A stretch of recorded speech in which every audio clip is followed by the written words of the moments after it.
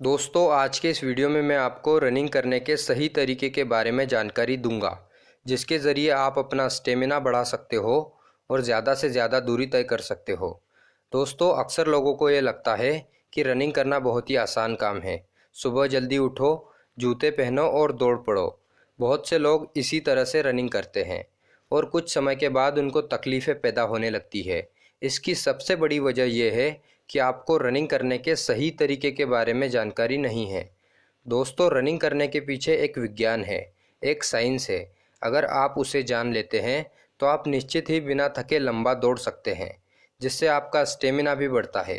दोस्तों, आपका स्टेमिना जितना ज़्यादा होगा उतनी ही देर तक दौड़ने के चांस रहेंगे। सबसे पहले आपको दौड़ते वक्त हाथों की पोजीशन पर ध्यान देना होगा, क्योंकि रनिंग करने के दौरान हाथों का मूवमेंट ही बहुत मायने रखता है। अगर आपके हाथ सही पोजीशन में रहे तो सही टेक्निक की वजह से आपकी स्पीड में भी इजाफा होगा। दौड़ते समय अपने कंधों को 90 डिग्री के कोण पर रखें।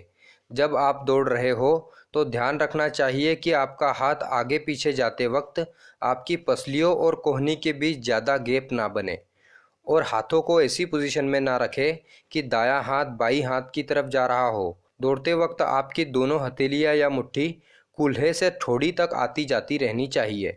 इससे आपको एक सही मूवमेंट मिलेगा और आपकी स्पीड बढ़ेगी। नंबर 2, सांस लेने की सही तकनीक। दोस्तों, नॉर्मली जब हम सांस लेते हैं तो हम फेफड़ों के ऊपरी हिस्से का इस्तेमाल करते हैं और हमारी बॉडी को पर्याप्त मात्रा में ऑक्सीजन मिल जाती है, जिससे शरीर की सभी एक्टिविटीज़ आराम से हो पाती है। जबकि हमारे फेफड़ों की ऑक्सीजन को स्टोर करने की कैपेसिटी 6 लीटर तक होती है। जब हम नॉर्मली सांस लेते हैं तो आधा लीटर ही ऑक्सीजन लेते हैं और आधा लीटर कार्बन डाइऑक्साइड छोड़ देते हैं, यानी कि जितना हमने लिया उतना ही बाहर कर दिया। इस कंडीशन में ऑक्सीजन और कार्बन डाइऑक्साइड का संतुलन बना रहता है। लेकिन जब हम दौड़ते हैं तो दौड़ते वक्त जल्दी जल्दी सांस लेना शुरू कर देते हैं, जिससे फेफड़ों का ऊपरी हिस्सा ही इस्तेमाल हो पाता है, और जब मुंह से ज़्यादा सांस खींच लेते हैं तो कार्बन डाइऑक्साइड को सही से नहीं छोड़ पाते हैं। तो इस कंडीशन में फेफड़ों में ज़रूरत से ज़्यादा हवा भर जाती है, जिससे ऑक्सीजन और कार्बन डाइऑक्साइड का संतुलन बिगड़ जाता है, और फिर इससे नई ऑक्सीजन फेफड़ों में कम आ पाती है और फेफड़ों की मांसपेशियों पर जोर पड़ने लगता है, और इस वजह से फेफड़ों की मांसपेशियां थक जाती है, और साथ ही साथ बिना ऑक्सीजन के बॉडी में लैक्टिक एसिड की मात्रा बढ़ जाती है, जिससे आपकी बॉडी थक जाती है और थक कर आपको रुकना पड़ता है। इसलिए ये सबसे ज़रूरी है कि सही तरीके से सांस ले और पूरी तरह से बाहर निकाले।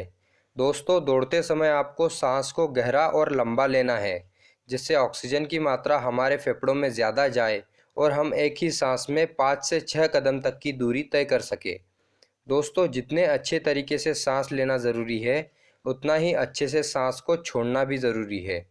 तो आपने जितनी सांस ली उतनी ही सांस को छोड़ दे और फिर उसके बाद में नई सांस ले। दोस्तों, हमारे सांस लेने की स्पीड हमारे दौड़ने की स्पीड पर निर्भर करती है। तो अगर आप धीरे दौड़ रहे हो तो सांस लेने की स्पीड भी कम होनी चाहिए, और अगर आप तेज़ दौड़ रहे हो तो सांस लेने की स्पीड भी तेज़ होनी चाहिए। नंबर 3, सिर की पोजीशन। दोस्तों, कुछ लोग होते हैं जो कि रनिंग करते हुए कभी नीचे देखते हैं, कभी ऊपर देखते हैं, तो कभी दाएं बाएं नज़र घुमाते हैं। यह रनिंग करने का बिल्कुल ही गलत तरीका है। रनिंग करते वक्त हमारा सर एकदम सामने की तरफ होना चाहिए। अगर आपका सर नीचे की तरफ झुका रहेगा या दाएं बाएं झुका रहेगा तो गर्दन की मांसपेशियों में खिंचाव आ सकता है। नंबर 4, पैरों की लैंडिंग। दोस्तों, ये रनिंग करने का सबसे अहम पहलू माना जाता है। ज़्यादातर लोगों का रनिंग को लेकर ये सवाल होता है कि पैरों को लैंड कराते वक्त पैरों की लैंडिंग पंजों के बल होनी चाहिए या फिर हील या एड़ी के बल। ज़्यादातर लोग रनिंग करते वक्त पहले हील को ज़मीन पर छूते हैं और फिर पंजे नीचे आते हैं, लेकिन ये पैरों की लैंडिंग करने का सबसे गलत तरीका है, क्योंकि हील ज़मीन पर छूने की वजह से शरीर का सारा वज़न घुटनों पर आता है, और अगर आप लंबे समय से इसी तरह से रनिंग करते हैं तो घुटनों में परेशानी आ सकती है, और ऐसा ही पंजों को सबसे पहले लैंड कराने पर होता है। इसलिए कोशिश करें कि आपका पैर एकदम सीधा ज़मीन पर लैंड हो। ऐसा करने से शरीर के सभी हिस्सों पर बराबर दबाव पड़ेगा और आपको घुटनों से संबंधित कोई समस्या नहीं होगी। और साथ ही सीमेंटेड रोड पर ना दौड़े, क्योंकि सीमेंटेड रोड बहुत ही ठोस होते हैं और इनके ठोस होने की वजह से इसका सीधा असर आपके घुटनों पर पड़ता है और आपके घुटनों में प्रॉब्लम आ सकती है। नंबर 3, आराम। दोस्तों, हफ्ते में 7 दिन रनिंग करना ठीक नहीं होता है। शरीर को रिकवर करने के लिए समय भी देना चाहिए, इसलिए हफ्ते में 5 दिन रनिंग करना शरीर के लिए अच्छा माना जाता है। नंबर 4, सही डाइट। रनिंग करते वक्त आपके पूरे शरीर का वर्कआउट होता है और मसल्स को रिकवर करने के लिए अच्छे हेल्दी खाने की ज़रूरत होती है। इसलिए रनिंग करने वालों को अपनी डाइट में सभी प्रकार की दालें, अंडे, वे प्रोटीन, ओट्स, हरी सब्जियां, टमाटर, गाजर आदि अपनी सुविधा के अनुसार अपनी डाइट में शामिल करना चाहिए। नंबर 5, हर दिन एक्स्ट्रा दौड़ें। मान लीजिए अगर आप आज से ही रनिंग स्टार्ट कर रहे हैं तो पहले करीब 1 हफ्ते तक नॉर्मल दूरी तय करें, लेकिन जैसे जैसे आपका शरीर खुलता जाए रोज़ाना रनिंग का समय भी बढ़ाते जाए। मान लीजिए अगर आप शुरुआत में 10 मिनट रनिंग करते हैं तो हर दिन रनिंग करते वक्त 1 आध मिनट का इजाफा करने की कोशिश करें। नंबर 6, निरंतरता रखें। दोस्तों, कोई भी चीज़ 2 से 4 दिनों तक करने से परफेक्ट नहीं होती है।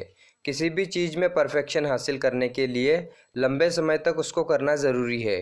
अगर आप अपनी स्पीड और स्टेमिना बढ़ाना चाहते हैं तो हफ्ते में कम से कम 5 दिन रनिंग ज़रूर करें, जिससे आपके शरीर के सभी मसल्स एक्टिव रहेंगे। और रोज़ाना रनिंग करने से पहले थोड़ी स्ट्रेचिंग भी कर लें, ताकि भागने से पहले शरीर की सोई हुई मांसपेशियां पूरी तरह से एक्टिव हो जाए। दोस्तों, आज के लिए बस इतना ही। वीडियो में दी गई जानकारी अगर आपको अच्छी लगी हो तो प्लीज़ मेरे चैनल को सब्सक्राइब करके वीडियो को लाइक कर देना दोस्तों। धन्यवाद।